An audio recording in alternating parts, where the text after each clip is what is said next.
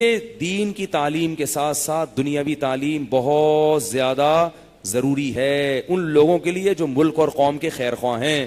کسی بھی لحاظ سے جو آپ کو دینی یا دنیاوی تعلیم سے روک رہا ہے تو وہ آپ کا خیر خواہ نہیں ہو سکتا. یہ تعلیم کے شعبے آپ نے اپنے قبضے میں لینے ہیں تاکہ لوگ جو تیار ہو کے نکلیں وہ آپ کے لوگ. اور یہ کوشش الحمدللہ اس وقت یہ سعادت جامعۃ الرشید کو حاصل ہے. پورے ملک میں جامعۃ الرشید نے، بلکہ پورے بر صغیر میں، برما، بنگلہ دیش، انڈیا، پاکستان، اس میں الحمدللہ جامعۃ الرشید نے اس طرف سوچنا شروع کیا ہے کہ بھائی ایک ہی چھت کے نیچے علماء بھی پیدا کرو، سائنسدان بھی پیدا کرو، فوج میں جانے والے آفیسرز بھی یہیں سے جائیں، ججز بھی یہیں سے جائیں. وجہ کیا ہے کہ مسلمانوں کا ماضی یہی تھا. آپ کو پتا ہے کہ البیرونی کتنا بڑا سائنسدان تھا فلکیات کا، اور امام غزالی کتنے بڑے عالم تھے، کتنے بڑے مفتی تھے. یہ دونوں ایک کمرے میں ایک چھت کے نیچے بیٹھ کے پڑھے ہیں. نہیں یاری سمجھ میں تو رہنے دو یار. اس وقت اسلامی تاریخ میں دینی مدرسے اور یونیورسٹیوں کا الگ الگ تصور نہیں تھا. اس وقت یہ تھا بھائی یہ سلیبس ہے، جیسے مختلف نصاب ہوتے ہیں نا، آپ نے کیمسٹری پڑھنی ہے یا آپ نے جناب فزکس پڑھنی ہے، آرٹس پڑھنی ہے، سائنس پڑھنی ہے، یہ ہوتا ہے نا. اسکول ایک ہی ہوتا ہے، کالج ایک ہی ہوتا ہے، شعبے مختلف ہیں. پہلے ایسا نہیں ہوتا تھا کہ مولوی الگ بنے گا، اس کا بالکل الگ ماحول ہوگا، اور ڈاکٹر اور حکیم اس کا بالکل الگ ماحول ہوگا. ایسا نہیں ہوتا تھا. ہر قسم کے علوم ایک ہی چھت کے نیچے بیٹھ کے پڑھائے جاتے تھے. بھائی آپ نے سائنسدان بننا ہے، آ جاؤ.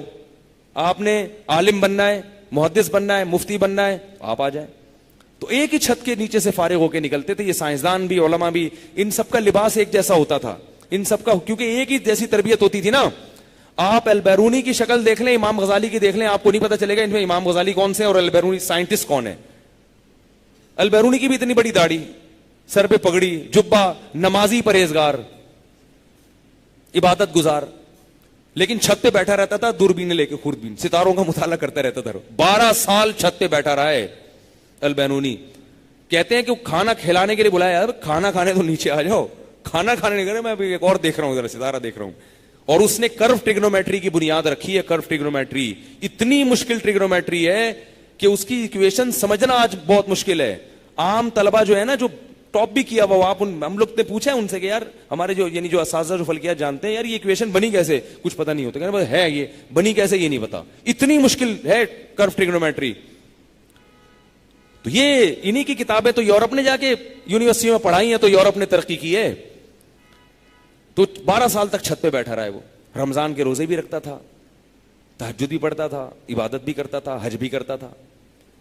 شکل سے پتہ نہیں چلتا تھا ان میں مفتی کون ہے اور ڈاکٹر کون ہے، انجینئر کون ہے، پتہ نہیں چلتا، ریاضی دان کون ہے.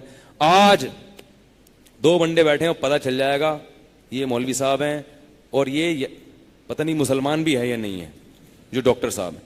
ڈاکٹر صاحب کا اسٹائل ہی الگ ہوگا، ٹائی ہوگی، کلین شیو ہوگی، سگریٹ پی رہے ہوں گے رمضان میں دن دہاڑے. ہاں تبلیغ میں وقت لگا لیا یا کسی کے پاس بیٹھ گئے تو احترام کر لیا رمضان کا، روزے رکھنا شروع کر دیے.